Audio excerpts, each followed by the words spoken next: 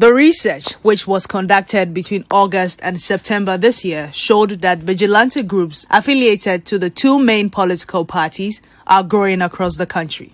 One of the things that were really striking for us is the fact that political vigilantism is now a business venture where people form groups,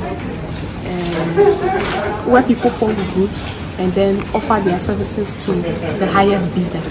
Not just political vigilantism or political vigilante groups are not only formed by political parties anymore.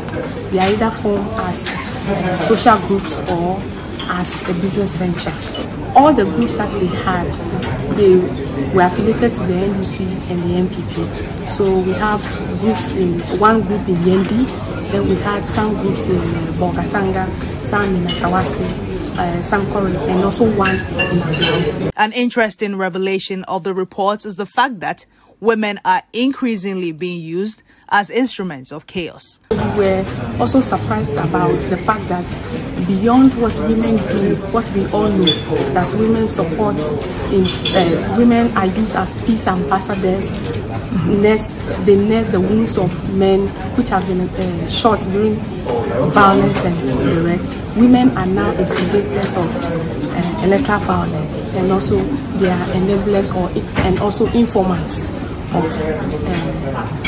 for some of these groups.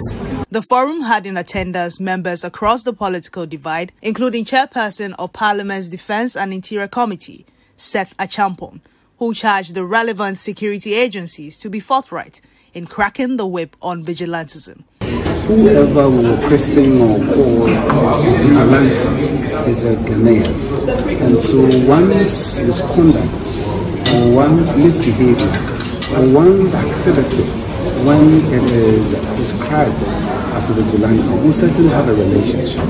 But as a people, we should all be up and not necessarily leave the matter just out there for only politicians. Politicians are not the only Ghanaians we have in this country. And our security knows no political party. It knows all of us. So first and foremost, we should all fight against that activity and that practice. But as a member of Parliament, I don't hold any vigilante group. And I don't encourage my colleagues to hold a vigilante group. If you're following who are necessarily a bit belligerent and are not necessarily harmed and will go about conducting themselves as such, going forward with what we have seen and the laws that have been passed, we are encouraging the state security apparatus to crack the whip, and exactly so we will do. We will not allow that to stay in this democracy of ours. But according to security analyst Colonel Abuaje, government has so far shown it lacks the political will in clamping down on vigilante activities in the aftermath of the Ayawaso Wogon by-election. Given that the commission, the Shores Commission was set up to look into the circumstances and so on and so forth, we had been a bit patient for the report to be submitted, white paper presented, and then to use the lessons from AWW to inform the law.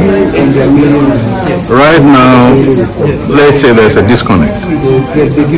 So it behoves the National Peace Council, to the extent possible, to look at the provisions of the law and see how those provisions could be used to leverage the outcomes of the process.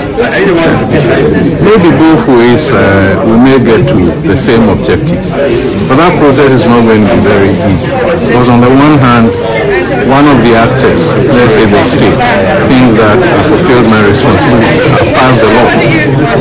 And I argue that no, passing the law alone is not sufficient. Because there is no evidence, as I said, that as we speak, the actors who are the center of the issue have actually implemented or started to implement the law. They have not disbanded, they have not declared whatever weapons and so on and so forth. So, given that we don't have a good culture of enforcing laws, it is not very likely that this law is going to impact the situation.